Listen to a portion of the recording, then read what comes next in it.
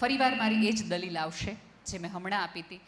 પહેરવેશ માટેની જે તમે વાત કરી છે, પહેરવેશ માટેની સૌથી વધુ તકલીફો આપણે એને કીધી કે હાડી પહેરીને ફૈરા રાખવાને એટલા ગરમી થાય ને આમ રસોઈ થાય ને કોણ જાણે એવી દહેજ ચડેશ ને કીધું એટલે એને ખબર પડી.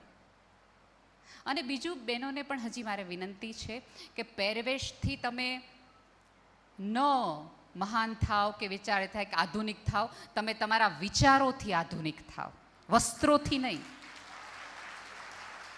આધુનિકતા તમારા વિચારમાં લાવો. એ કઈ રીતે કે તમારી હાજરીમાં તમારી જેઠાણી કે તમારું નણંદનું અપમાન થતું હોય, તમારી ભાભીનું અપમાન થતું હોય અને તમે સરસ ટીવીનું રિમોટ જોયા રાખો જીન્સ પહેરીને, એ તમારી આધુનિકતા નથી. તમે ઊભા થઈને તમારા ભાઈને એમ કહો કે જો તું જાહેરમાં આ સ્ત્રીની અપેક્ષા રક્ષણ ન કરી શકતો હોય તો તું મારી પાસે રાખડી ન બંધાવતો, તું મારા સન્માનની હું અપેક્ષા રાખસ રક્ષણ કરવાની, મન્નત તારા ઉપર. એ કહેવાની હિંમત હોવી જોઈએ. અને બીજું બેન, કે જરૂરી નથી કે આધુનિક પહેરે વખતે બદલાય, એનો અર્થ એ નથી કે તમારા નથી રહ્યા. તમારે મેં કીધું એમ કે થોડી ખુલ્લી હવા આવવા દેવી પડશે. એના પહેરવેશને પણ સ્વીકારવો પડશે. 4 વખત એના પહેરવેશને સ્વીકાર્યો તો 5મી વખતે તમારી સાથે અને દરેક સ્ત્રી પાસે પોતાનો વિવેક હોય જ છે. શું કરવું, ક્યાં કરવું, કઈ રીતે કરવું, એ બધી જ એને ખબર હોય છે. પણ આપણે એને ટ્રિગર કરશું ને તો નહીં જ થાય. બરાબર? એટલે સમજથી એને સમજાવો, પણ એવી સુગ ન રાખો કે આપણે બધા આ પહેરવેશમાં છીએ એટલે આપણે સારા ને સંસ્કારી છીએ અને એ ઓલા પહેરવેશમાં છે એટલે સંસ્કારીને સારા નથી. મેં કેટલીય એવી દીકરાની વહુઓ જોઈ છે કે સરસ મજાનું પંજાબી પહેરી એની બાને એની દાદી સાસુને સ્કૂટરમાં બેસીને મંદિરે મૂકવા જાય છે. એ ભલે મંદિરમાં ન જતી પણ તમને લઈ જાય છે ને. આજે જે તમારા સુધી મંદિરના આંગણે ઓટલે આવી છે, ક્યાંક તમારી વાતોથી એને 2 પગથિયા ચડવાનું મને થશે.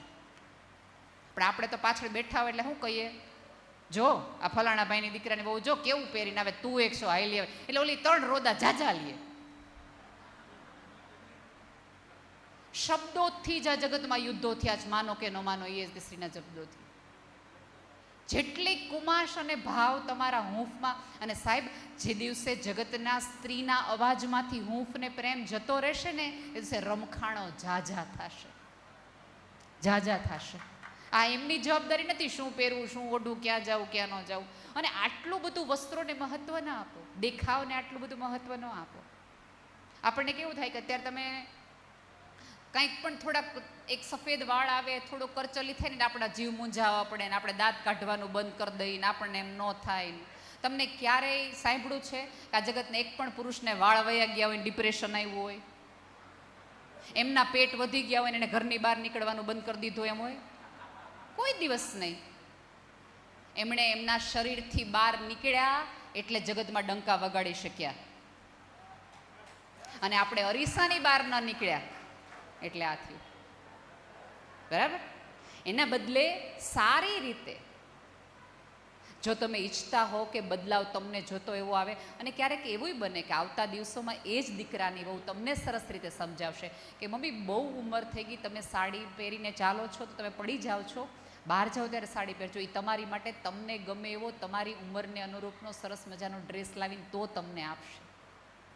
અને એક વસ્તુ ભૂલી જાજો કે માત્ર આના હિસાબે સભ્યતા અને સંસ્કૃતિ, હંમેશા વિચારોના કારણે તમે સભ્યતા અને સંસ્કૃતિ બતાવી શકશો. એને સમજાવો કે લાઈન તું બેટા દોર.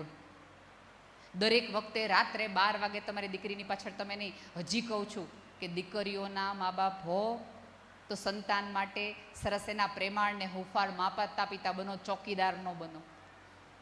જેવા તમે ચોકીદાર બનો તો જો તમે જેલમાં હોય તો દરેકને જેલ તોડવાની જ ઈચ્છા થાય, ભાગવાની જ ઈચ્છા થાય. પણ ખુલ્લું આકાશ આપ્યું હોય તો એ પંખી ગમે ત્યાં ઉડીને હાંજ પડે પોતાના માળે પાછું આવે. આ જગતમાં ઊંચે ઉડી શકાય, આકાશમાં ઘર ન બાંધી શકાય, માળે પાછા આવવું જ પડે. માળાનું આકર્ષણ એવું રાખો, ઘરનોમાં પ્રેમ અને હૂંફનું વાતાવરણ એવું રાખો કે તમારા સંતાનોને તમને પૂછ્યા વગર હાલે નહીં. એ તમને કહે નહીં તો એને ઊંઘ ન આવે કે મેં મારા માને વાત નથી કરી, મારા બાપને કીધું નથી કે આજે શું થયું છે. પણ આપણે એવો અવકાશ જ નથી રાખતા. પછી ક્યાંથી? બધો વાંક નવી પેઢીનો નથી, સાચું કહું છું. થોડો વાંક આપણો છે એ આપણે સ્વીકારવો જોઈએ. Thank you, thank you. છે કોઈ પ્રશ્ન? જી જી. ઓકે, લેડીઝ ફર્સ્ટ સાહેબ.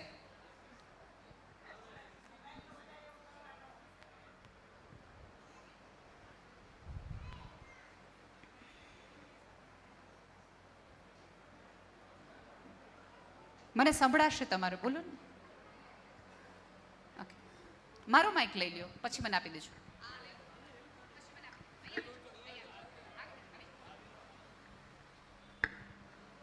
અત્યારે જો મોબાઈલને વધારે વાપરવાનું છે તો એ બધાને થોડી શીખવાનું. આપણે બહારનું ખાવાનું, રવિવાર આવ્યો એટલે સન્ડે આવ્યો એટલે બહારનું ખાવાનું, જેને અત્યારના એથી બીમારી થોડી વધારે થાય છે એના બારામાં થોડું અમને બધાને કહીને થોડું આમ સંભળાવો તો અમને વધારે.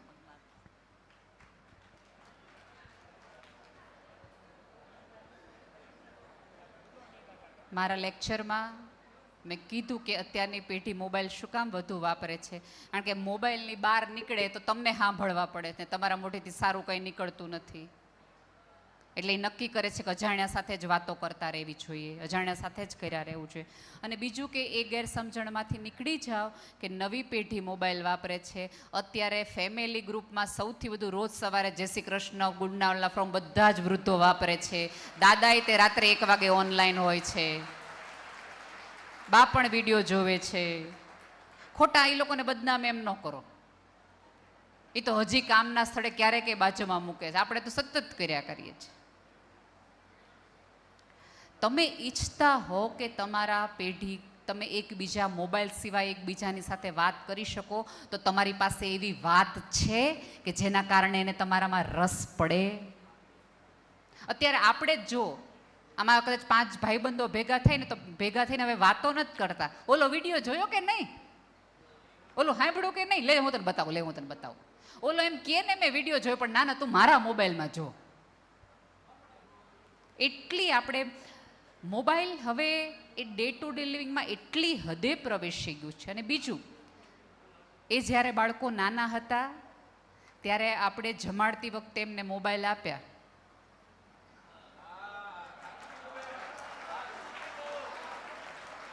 પછી એને માનીને મોબાઈલની ટેવ પડી અને પછી તમે અપેક્ષા રાખો કે ના ના આ પેઢી મોબાઈલ મૂકી દે. મોબાઈલની સાથે જ મોટી થઈ છે.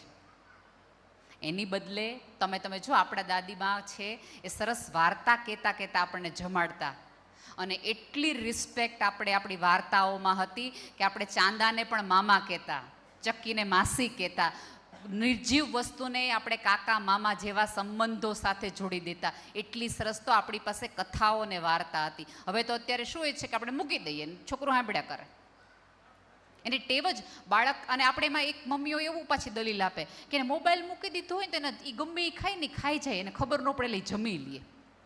પણ એલા આવી ભૂલ છે. બાળકને ખબર પડવી જોઈએ કે આ દાળ છે એનો રંગ પીળો છે, એની અંદર કાળું દેખાય માખી નહીં, એને રાઈ કહેવાય. આ ટમેટું છે એ લાલ રંગનું છે, આનો સ્વાદ આવો છે. અને નાનપણથી એ જો એને સ્વાદની ખબર પડી હોય તો એ ક્યારેક પરણીને મોટો થાય અને એક સ્ત્રી એની માટે દાળ લાવે ને તો એ દાળના વખાણ કરે, તો એ દાળના વખાણ કરે, બરાબર. પણ એને દાળનો સ્વાદ ખબર જ નથી, એને તો મોબાઈલની સ્ક્રીન ખબર છે. એટલે ઓલી સ્ત્રીને એમ થાય કે આની માટે આટલી મહા મહેનતે મેં દાળ બનાવી તો એ આ હામું જોતો ન હોય તો એના કરતાં રવિવારે આને હોટલમાં જ લઈ જાવ ને, ખોટું ઘરની માથાકૂટ. આખી કડી આપણે માનતા જ નથી કે આ સીડી એકબીજા સાથે જોડાયેલી છે. આ ચક્કર છે આખું. એમાં કોઈ એક વ્યક્તિનો વાંક છે, એક કડીનો વાંક છે નહીં. આમાં એવું છે કે તમે પહેલેથી જ રસ્તો ખોટો પસંદ કર્યો હોય. અહીંથી તમારે જતી વખતે તમે નક્કી કરો કે મારે અમદાવાદ ગાડીમાં જવું છે અને તમે જમ્મુ કાશ્મીરના રોડ એમ કહો કે અમદાવાદ નથી આવતો, અમદાવાદ નથી આવતો, પણ ક્યાંથી આવે, ક્યાંથી આવે? જ્યારે બાર રવિવારે શું કામ વધુ જાય છે? ક્યારે એવો વિચાર કર્યો છે? કારણ કે એને ફેમિલીમાં મજા નથી આવતી. ફેમિલીમાં કેમ મજા નથી આવતી? કારણ કે ફેમિલીમાં જ્યારે જ્યારે આપણે ભેગા થયા હોય તો આપણે બાંધણ સિવાય કાંઈ કરતા નથી. વિવાદ સાથે વાત કરતા નથી. આ તારી દીકરી, આ તારી વહુ જોને કેવા કપડાં પહેરીને આવેલી આવે છે, આ હું સારું લાગે છે, અમે તો આમ કરીને ફર્યા રાખ્યા. એટલે ઓલી દીકરાની વહુ કે તમારે જ્યાં જવું હોય ત્યાં જાઓ, ગમે ત્યાં મને લઈ જાઓ, પણ અહીંયા નહીં.